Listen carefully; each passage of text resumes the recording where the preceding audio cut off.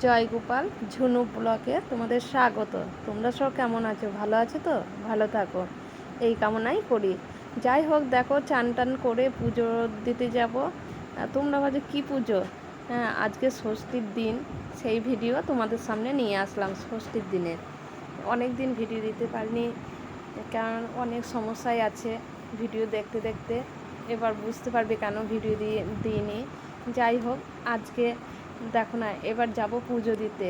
আমাদের ষষ্ঠীতলা বলতে স্কুলে একটা গাছ আছে, ওটা হচ্ছে কী গাছ, অশ্বত্থ গাছ। সেইখানে পুজো হয়, সবাই ডাকছে যে পুজো দিতে এসো, তাই আমি পুজো দিতে যাবো বলে আমি আমার জায়ে মেয়ে বেরিয়ে পড়লাম। তারপর পুজোতলা থেকে চলে এসেছি। মধ্যেখানে অনেক ভিডিও করতে পারিনি, প্রচণ্ড রোদ গরম ছিল সেদিনকে। এত রোদ গরম ছিল, ঠাকুরতলায় যে কীভাবে ছিলাম সেটা বলে বোঝাতে পারবো না, ওই কারণে ভিডিও করিনি। বাড়ি এসি প্রসাদ টুসাদ না খেয়ে, কাউকে প্রসাদ না দিয়ে আমি আগে শুয়ে পড়েছিলাম, দেখতেই তো পেলে। আর তার থেকেও বড় কথা, দেখো জামাই ষষ্ঠী বলে কথা, জামাই নাই আসুক, কিন্তু দইয়ের হাঁড়ি, মিষ্টি, চিড়ে, মুরগি, আম, কলা এগুলো তো চলে এসছে। তার সঙ্গে আমার যা, আমি রোদ গরম থেকে এসে শুয়ে পড়েছিলাম বলে মুড়ি খাওয়ার জন্য বেগনি করেছিল, ও বেগনি দিয়ে দিল মুড়ি খাওয়ার জন্য। এখন দুটো মুড়ি খাওয়া হবে, তারপর চিড়ে টিড়ে পরে খাওয়া হবে। আমাদের ষষ্ঠীর নিয়ম পালন করার নিয়ম হচ্ছে এইরকমই, পুজো দিয়ে এসে দুটো শুকনো মুড়ি খাও, তারপর বিকালের দিকে চিড়ে মুরগি এগুলো যে যেরম পারে খায়। তা দেখো বিকালের দিকটা টাইম হয়ে গেছে, এবার সেই কারণে আমার ছেলেও বললো চিড়ে, ছোট ছেলে বললো চিড়ে খাবো, সেই কারণে চিড়েটা মাখতে বসে গেলাম। আর দুজনারই চিড়ে একই জায়গায় নিয়ে নিয়েছিলাম। এবার মাখি ওকেও একটু দেবো, আমি একটু খেয়ে নেবো। এরপর মাঠে ফাটে যে ঘাস আনতে যেতে হবে ছাগলের জন্য। কী বলো তো, ওর রোদ গরম যেহেতু প্রচণ্ড, আর এসে তো ধরো বেলা চলে যাবে, তখন আর খেতে পারবো না বলে খেয়ে নিয়েছিলাম। যাই হোক, আবার দেখো মাঠে চলে এসেছি। আমার ছেলেরা মাঠে এসছে, ছেলের বন্ধুটা পাশে, এমনি জায়ের ছেলে বললেই চলে। যাই হোক, এইবার ওরা মাঠে ফাঁকা জমি পেয়েছে, প্রচণ্ড বড় জমিটা, ঘাস হয়েছে অল্প অল্প। তা আমি ঘাস কাটছিলাম আর ওরা সব দৌড়ে দৌড়ে খেলা করছিল।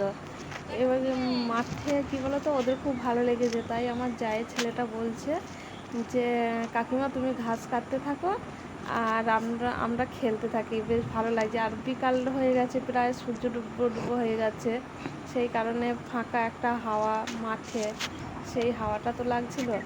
এদিকে আমি ঘাস কাটছি, আমার কিন্তু প্রচণ্ড কষ্ট হচ্ছিল গরমে, আমি বারবার দাঁড়িয়ে ঘাম মুছছিলাম। এবার দুটো ছাগলের জন্য অনেকটাই ঘাস কাটতে হয়।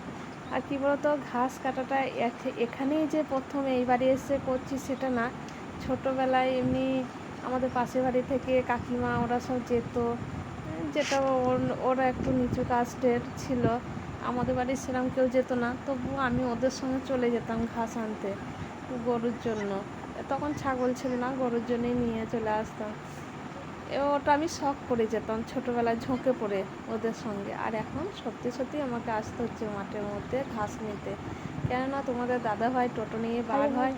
এবার টোটো নিয়ে যখন তখন তো ভাড়া হয়, এবার ওর ভরসায় তো আর ছাগল পোষা যায় না, সেই কারণে আমি সবটা করি। এবার এইভাবেই আমাদের দিনগুলো কেটে যাচ্ছে। আর তোমাদের সামনেও ছাগল নিয়েছি কী এগুলো তোমরা বোধহয় দেখোনি ভিডিওতে। তা এরপরে সব কিছুই শেয়ার করবো আস্তে আস্তে, কীভাবে কাটাচ্ছি এখানে আসার পর, কীভাবে চলছি, এগুলো তোমাদের সামনে সবই তুলে ধরবো। আর ভিডিও দেখো, ভিডিওতে লাইক, কমেন্ট, শেয়ার, সাবস্ক্রাইব করো যেন, কেননা তোমাদের সঙ্গ ছাড়া তো আমি কিছুই এগোতে পারবো না। আর দেখো না, আমি গরমে এমনি বাড়ি আসার পর কিছুটা সারপোটার কাচতে লেগেছিলাম, মাঠ থেকে বাড়ি আসার পর ঘাস নিয়ে, তারপর এমনি সারপোটার কাচছে, আর গরম আগেই কাচার আগেই গায়ে জল ঢেলে নিতে হচ্ছে, এত গরম। আর বাড়ির মধ্যেই গাছপালা, তাও ঠান্ডা না, এই দুদিন এত গরম পড়েছে। আজকের ভিডিওটা এইটুকু, ভালো লাগলে লাইক, কমেন্ট, শেয়ার, সাবস্ক্রাইব করে তোমরা আমার পাশে থেকো। ধন্যবাদ।